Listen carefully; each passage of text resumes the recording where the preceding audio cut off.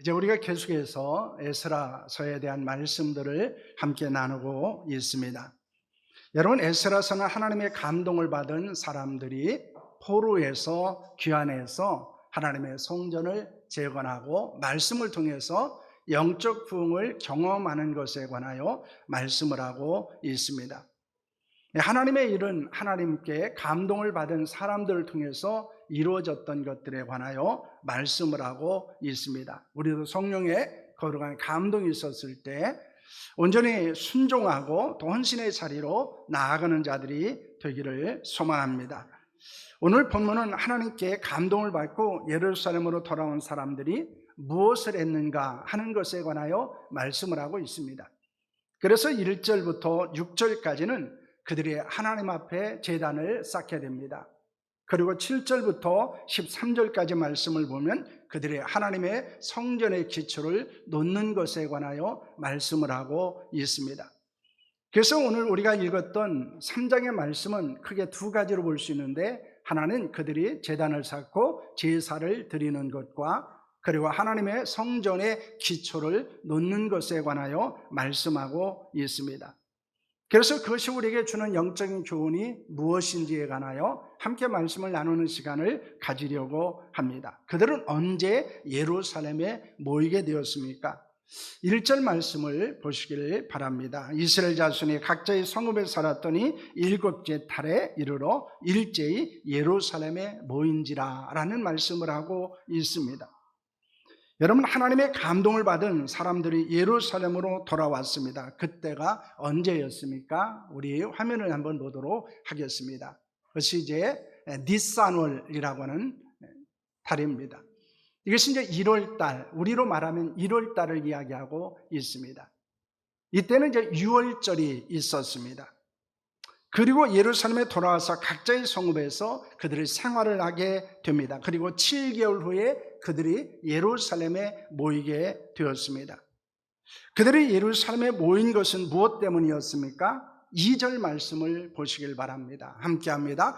요사닥의 아들 이수아와 그의 형제 제사장들과 스엘들의 아들 스룹베벨과 그의 형제들이 다 일어나 이스라엘 하나님의 제단을 만들고 하나님의 사람 모세 율법에 기록한 대로 번제를 그 위에 드리려 할세라고는 말씀을 하고 있습니다. 예루살렘에 모인 사람들은 요사닥의 아들 예수아와 그 형제 제사장들이었습니다. 그리고 스루알디의 아들 스룹베벨과 그의 형제들이었습니다. 그들이 이제 이스라엘 백성들을 예루살렘에 모일 것을 요청한 것으로 볼 수 있습니다. 여기서 나오는 예수아는 대제사장이었고 스룹바벨은 이스라엘 백성들을 이끌고 포로에서 돌아와서 이제 성전 재건한 지도자였습니다. 그들은 언제 모였습니까? 7월 달에 모이게 됩니다. 즉 디스리월에 모이게 되었습니다. 이 디스리월은 유대인에게서 이스라엘 백성들에게 있어서 매우 중요한 달이었습니다. 왜냐하면 그곳에는 나팔절이 있었습니다. 그 나팔절은 이스라엘 백성들의 신년입니다. 우리로 말하면 정월이라고 하는 것입니다. 그래서 우리하고 계산 방법들이 조금 이제 다르게 됩니다. 거기는 속죄절도 있었고 초막절도 있었습니다. 여러분, 그들이 모인 것은 하나님의 제단을 쌓고 모세의 율법에 기록한 대로 번제를 드리려는 것이었습니다. 초막절은 포도와 올리브 등의 수확을 하고 난 후에 감사하며 지키던 절기였습니다. 이스라엘 백성들이 하나님의 은혜로 애굽에서 나와 광야 생활을 할 때 하나님께서 인도하시고 보호하신 것을 기념해서 이제 초막을 짓고 생활하면서 지키던 절기였습니다. 그들이 예루살렘에 모인 것은 무엇 때문이었다고 말합니까? 첫째는 제단을 쌓게 됩니다. 3절 말씀을 보겠습니다. 함께합니다. 우리가 모든 나라 백성을 두려워하여 제단을 그 터 위에 세우고 그 위에 아침 저녁으로 여호와께 번제를 드리며 라는 말씀을 합니다. 이스라엘 백성들은 바벨론에서 포로 생활하고 70년 만에 예루살렘으로 돌아오게 되었습니다.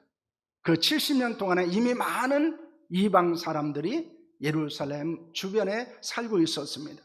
그런 상황에서 49,897명이 예루살렘에서 돌아와서 생활을 한다고 하는 것은 그들에게도 위협적인 것일 뿐만 아니라 또한 그들이 이스라엘 백성들을 위협하고 있었습니다.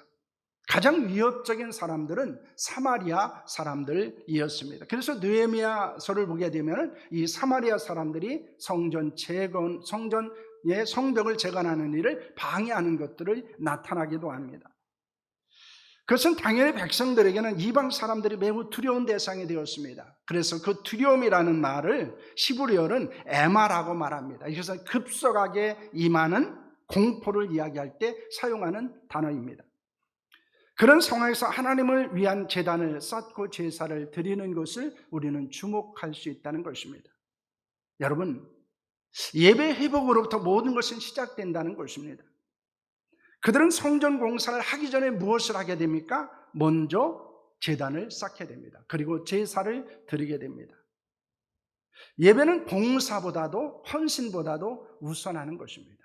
왜냐하면 이 예배자가 되지 않으면 우리가 봉사자나 헌신자로 살아가기에 힘들기 때문입니다. 왜냐하면 이 봉사나 헌신은 우리가 가지고 있는 영적인 에너지를 쓰는 것이라면 예배는 그것을 충전하는 것이기 때문에 그렇습니다. 그러면 우리가 온전한 예배자가 될 때 온전한 헌신자가 되고 봉사자가 될 수 있습니다. 그렇지 않으면 우리는 곧 우리가 가지고 있는 영적인 에너지들을 고갈시키게 된다는 것입니다. 그래서 결국에는 때로는 낙심하기도 하고 때로는 원망하기도 하고 때로는 우리는 침체에 빠지기도 합니다. 그렇기 때문에 그들은 먼저 성전 공사를 하기 전에 그들은 제단을 쌓습니다. 그리고 그들은 제사를 하나님 앞에 드렸던 것들을 우리는 주목해 볼 수 있다는 것입니다. 예레미야 30장 10절 말씀을 보시기를 바랍니다. 함께합니다. 여호와의 말씀이니라. 그러므로 나의 종 야곱아 너는 두려워하지 말라. 이스라엘아 놀라지 말라. 내가 너를 먼 곳으로부터 구원하고 네 자손을 잡혀가 있는 땅에서 구원하리니 야곱이 돌아와서 태평과 안락을 누릴 것이며 두렵게 할 자가 없으리라 라고는 말씀을 하고 있습니다. 하나님은 이스라엘 백성들을 향해서 두려워하지 말라고 말씀합니다. 놀라지 말라고 하셨습니다. 그들을 구원하여 언약을 땅으로 돌아오게 할 것이라고 말씀하셨습니다. 그들은 돌아와서 평안과 안정을 누릴 것을 말씀하고 있습니다. 그러므로 두려워하지 말라고 합니다. 여러분, 예레미야는 이 남유다 백성들에게 예언을 한 적이 있습니다. 그것은 그들이 70년이 지나면 다시 예루살렘으로 돌아오게 된다는 것입니다. 그 예언의 말씀을 이스라엘 백성들은 알고 있었습니다. 그러므로 그들은 예레미야 말씀을 기억하고 그들은 하나님께 제단을 쌓고 제사를 지낸 것입니다. 우리가 두려움을 가지고 있어야 해야 될 일은 무엇일까요? 하나님을 예배하는 것입니다. 하나님께 기도하는 것입니다. 그리고 하나님의 역사를 경험하는 것입니다. 우리가 예배를 통해서 하나님께서 우리에게 주시는 평안과 하나님이 우리에게 주시는 담대함을 경험하는 자들이 될 수 있기를 소망합니다. 우리가 예배가 무너지면 우리는 세상의 많은 물결 속에 그리고 때로는 우리는 환난과 역경 속에 두려워할 수밖에 없습니다. 그 두려움을 이길 수 있는 힘을 우리는 가질 수 없다는 것입니다. 그러나 우리가 하나님 앞에 온전한 예배자가 되었을 때 그리고 하나님 앞에 온전히 기도했을 때 그리고 하나님의 역사를 경험하게 될 때 우리의 불안과 두려움은 평안과 담대함으로 변한다는 사실을 믿으시기를 바랍니다. 여러분 혹시 삶의 많은 어려움 때문에 힘들어하십니까? 두려워하십니까? 그렇다면 여러분 예배가 회복될 수 있기를 소망합니다. 기도가 회복되기를 소망합니다. 그리고 하나님의 역사를 경험할 수 있기를 바랍니다. 둘째로 번제를 드리게 됩니다. 4절과 5절 말씀입니다. 함께합니다. 기록된 규례대로 초막들을 지켜 번제를 매일 정수대로 날마다 드리고 그 외에는 항상 드리는 번제와 초하루와 여호와의 모든 거룩한 절기의 번제와 사람이 여호와께 기쁘게 드리는 예물을 드리되라는 말씀을 하고 있습니다. 그들은 하나님의 앞에 제단을 쌓았습니다. 모세 율법에 기록된 대로 규례를 번제를 드리고 초막절을 지키게 됩니다. 그 외에도 정규적으로 드리는 번제, 매월 초하루와 지정된 하나님의 모든 명절에 드리는 제사를 드렸습니다. 하나님께 기쁜 마음으로 예물도 드렸습니다. 그것은 7월 1일부터 하나님께 드리기 시작했다고 말씀하고 있습니다. 이스라엘 포로에서 귀환한 것은 70년이 되었을 때입니다. 예루살렘에 올라온 사람들은 바벨론에서 태어난 사람이 거의 전부였을 것입니다. 그렇다면 그들이 모세의 율법에 따라 초막절과 절기의 번제를 드렸다는 것이 우리에게 주는 교훈은 무엇입니까? 그들은 포로 생활을 하면서도 자신들뿐만 아니라 자녀들에게 하나님의 백성으로서의 정체성을 잃지 않도록 교육을 했다는 것입니다. 하나님의 말씀과 제사의 중요성을 그들에게 가르쳐 주었다는 것입니다. 여러분, 좋은 환경이나 상황이 있어야만 신앙 교육이 이루어지는 것은 아니라는 것입니다. 아니, 어쩌면 우리의 자녀들은 우리의 세대보다도 신앙생활하기에 더 좋은 환경과 상황들이 주어져 있습니다. 신앙의 1세들이 신앙생활을 한다는 것은 굉장히 어렵습니다. 그런데 2세대, 3세대가 신앙생활을 한다는 것은 좋은 환경과 상황 가운데 할 수 있습니다. 그런데 문제는 무엇입니까? 절박함이 없다는 것입니다. 간절함이 없다는 거예요. 그래서 신앙의 1세대들, 때로는 고난과 역경 가운데 신앙생활하는 사람들에게는 간절함이 있습니다. 절박함이 있습니다. 그러나 좋은 환경이나 상황 가운데 있는 사람들은 그것을 잃어버리고 된다는 것입니다. 여러분, 그렇기 때문에 우리는 비록 힘들고 어려운 상황에서도 자녀들에게 온전한 신앙을 가르쳐야 합니다. 그래서 부모의 세대가 그들의 곁을 떠난다 할지라도 그들은 말씀과 예배에 신실한 자녀 세대가 되어야 하는 줄로 믿습니다. 여러분, 우리 교회 기성세대가 해야 될 일은 무엇일까요? 그것은 우리의 다음 세대들이 신앙생활할 수 있는 좋은 상황이나 환경을 마련해 줄 뿐만 아니라 그것을 위해서 준비하는 일이 우리가 해야 될 일이라는 것입니다. 그럼 우리의 거룩한 수고와 헌신을 통해서 하나님을 예배하며 말씀에 순종하는 경건한 삶을 살아가는 우리의 자녀 세대들, 다음 세대들이 나타날 수 있기를 소망합니다. 하나님께 감동을 받은 사람들은 제단을 쌓습니다. 그리고 그들은 제사를 하고 무엇을 하게 됩니까? 예루살렘에 도착한 7개월 후에 제단을 쌓고 번제를 드렸지만은 성전 기초 공사를 놓지 못한 상황이었습니다. 그래서 그들은 석수와 목수를 고용했습니다. 두로와 시돈 사람들에게 식량과 포도주와 감람 기름을 주고 백향목을 실어왔습니다. 그 모든 목재는 파사한 코레스 명령대로 백향목을 레바논에서 욥과 헤본까지 운송을 하게 되었습니다. 그리고 그들은 어떻게 하나님의 성전 공사를 시작하게 됩니까? 첫째는 감독자를 세우게 됩니다. 여러분, 9절 말씀을 보시겠습니다. 함께합니다. 이에 예수와 그의 아들들과 그의 형제들과 간미엘과 그의 아들들과 유다 자손과 헤나다 자손과 그의 형제 레위 사람들이 일제 일어나 하나님의 성전 일꾼들을 감독하니라 라고는 말씀을 하고 있습니다. 그리고 그들은 모두 다 20세 이상이 된 사람들이었습니다. 그런데 그들이 감독자를 세운 것은 무엇 때문이었을까요? 감시하기 위한 것이 아니었습니다. 일을 하는 사람들, 성전 공사하는 사람들을 격려하고 용기를 주기 위한 것입니다. 여러분, 교회에서 직분을 주는 것도 마찬가지입니다. 무엇을 잘하는지 잘못하는지를 감시하기 위해서 주는 것이 아닙니다. 하나님의 일을 하는 사람들을 격려하고 용기를 주는 데 있다는 사실을 잊지 않아야 합니다. 그래서 우리는 다른 사람이 일을 잘하나 잘못하나를 감시해서는 안 돼요. 우리는 그들이 더 일을 할 수 있도록 용기를 줘야 됩니다. 격려해야 됩니다. 칭찬해야 되는 줄로 믿으시기를 바랍니다. 그러므로 하나님의 역사와 하나님의 일은 감시와 비판 속에서 이루어지는 것이 아니고 격려와 용기 가운데 이루어진다는 사실을 믿으시기를 바랍니다. 둘째는 하나님을 찬송하게 됩니다. 11절 말씀입니다. 함께합니다. 찬양으로 화답하며 여호와께 감사하여 이르되 주는 지극히 선하심으로 그의 인자하심은 이스라엘에게 영원하시도다 하니 모든 백성이 여호와의 성전 기초가 놓임을 보고 여호와를 찬송하며 큰 소리로 즐거이 부르며 라는 말씀을 합니다.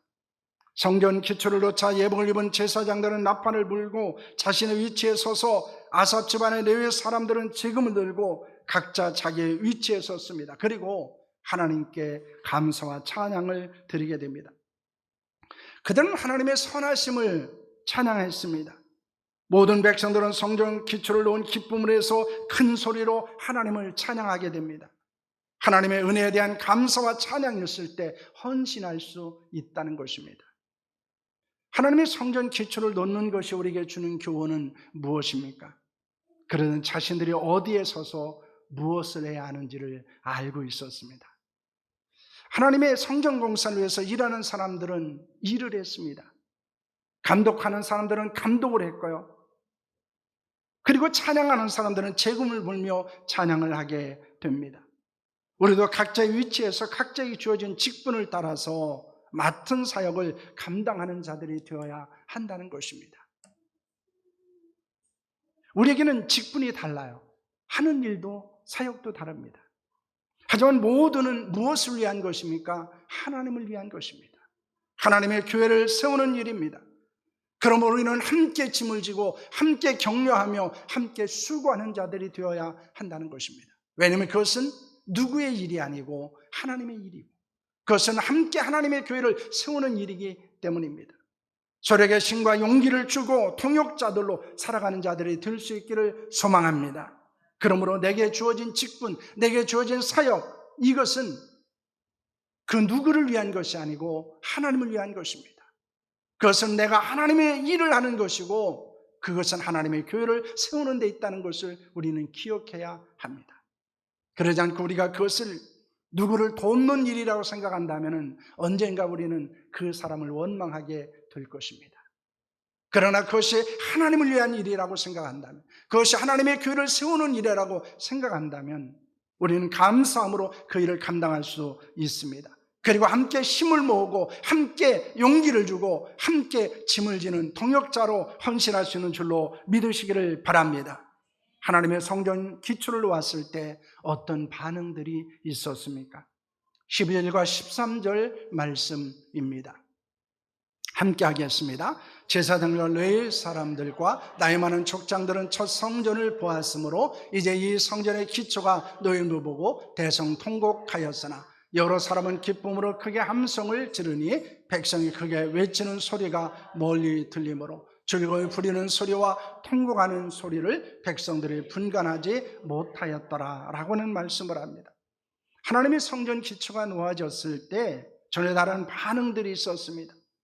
왜냐하면 솔로몬의 옛 성전을 기억하고 있었던 나이 많은 제사장들이나 레위 사람들과 지도자들은 새 성전의 기초를 놓는 거 보고 대성통곡을 하게 됩니다.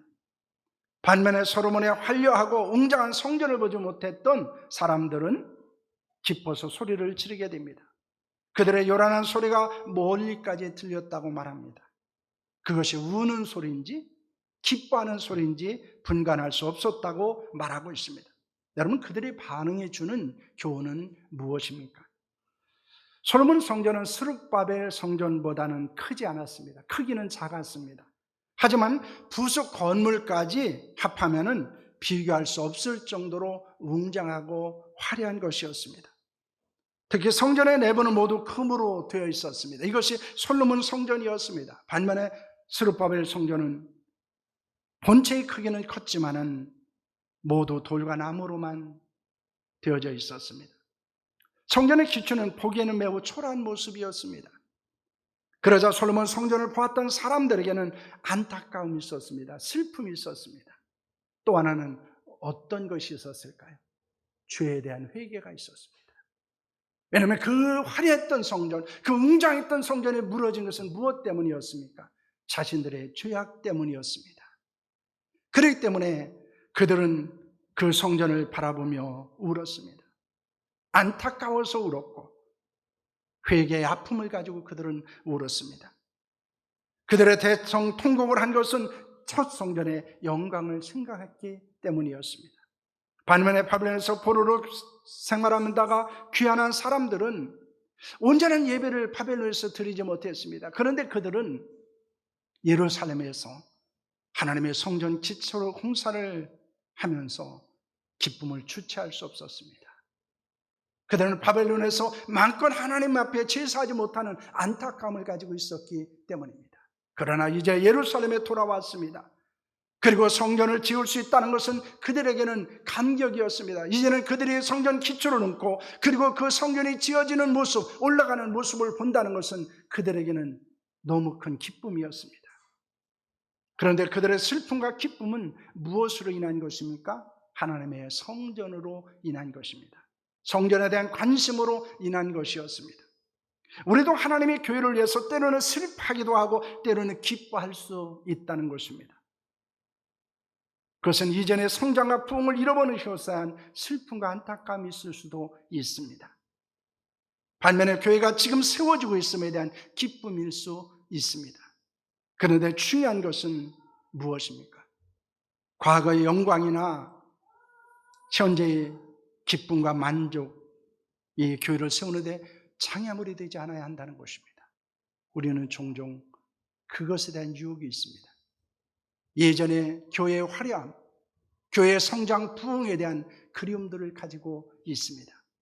그래서 그것이 우리를 원망과 불평의 자리로 나아가게 만들 수도 있다는 것입니다. 종종 한국교회의 예전에 그 영광 부흥을 잃어버린 것에 대해서 비난하는 사람들이 있습니다. 그런데 거기에는 무서운 함정이 있습니다. 그럼 지금의 이런 모습은 무엇 때문인가라는 것입니다. 누구 때문인가라는 것입니다. 이스라엘 백성들이 특히 나이 많이 먹었던 그들이 다시 한번 성전 기초에 공사를 놓으면서 그들이 슬픔으로 울었던, 대성통곡했던 그런 마음들을 우리도 가지고 있어야 한다는 것입니다. 그것은 내 죄 때문이었고 나의 불충성 때문이었고 그리고 하나님 앞에 온전히 서지 못했던 것이었음을 고백해야 한다는 것입니다. 뿐만 아니라 우리는 현재의 상태에 머무르지 말아야 됩니다. 지금의 상태에 만족하지 말아야 됩니다. 우리는 더 나은 상태로 그리고 더 나은 부흥과 성장을 경험하기를 소망해야 한다는 것입니다. 여러분, 우리는 예전으로 돌아가서는 안 됩니다. 예전의 영광만을 사모해서도 안 됩니다. 그리워해서만도 안 됩니다. 지금 내게 주어진 상황에서 내가 할 수 있는 일이 무엇인지에 관심을 가져야 됩니다. 그리고 그를 위해서 헌신해야 됩니다. 여러분, 그들의 대성통곡하고 그들은 예전의 영광 때문에 그들이 성전 재건의 역사에 참여하지 않았을까요? 그렇지 않습니다. 그들은 오히려 자신들의 죄악을 발견하고 안타까움 속에서 더욱더 성전 공사에 헌신했을 것입니다. 그리고 또한 이 성전 공사할 수 있도록 하나님의 감동을 주신 것에 기쁨으로 참여했던 사람들은 감격 가운데서 더 많이 헌신한 자들이 될 수 있었을 것입니다. 왜냐하면 그들의 관심은 오직 성전을 세우는 일에 있었기 때문이었습니다. 여러분, 그러므로 우리도 마찬가지입니다. 우리도 함께 하나님의 교회를 세워야 합니다. 성장과 부흥을, 회복을 경험해야 합니다. 그리고 감사와 감격으로 함께 세우는 자들이 되어야 한다는 것입니다. 이스라엘 백성들이 바벨론에서 돌아와 예루살렘에서 가장 먼저 한 것은 그들은 제단을 쌓고 제사를 회복하는 것이었습니다. 예배를 회복하는 것이었습니다. 예배가 회복되어질 때 우리는 헌신의 자리로 나아갈 수 있습니다. 그리고 그 헌신을 통해서 하나님이 기뻐하시는 일을 감당할 수 있는 줄로 믿으시기를 바랍니다. 그러므로 우리에게는 두 가지 결단이 있어야 합니다. 하나는 예배에 대한 결단입니다. 하나님, 예배가 회복되기를 원합니다. 예배의 제단이 회복되기를 원합니다. 그리고 예배를 통해서 우리의 헌신이 회복되어지고 그 헌신을 통해서 하나님의 거룩한 교회가 세워지고 하나님의 거룩한 복음이 전해지고 많은 사람들이 하나님 앞에 돌아오는 거룩한 역사가 일어나기를 소망합니다. 우리에게 이 거룩한 회복의 역사 그리고 하나님의 일을 통해서 이루실 하나님의 영광이 우리 가운데 충만할 수 있기를 축원합니다. 기도하겠습니다.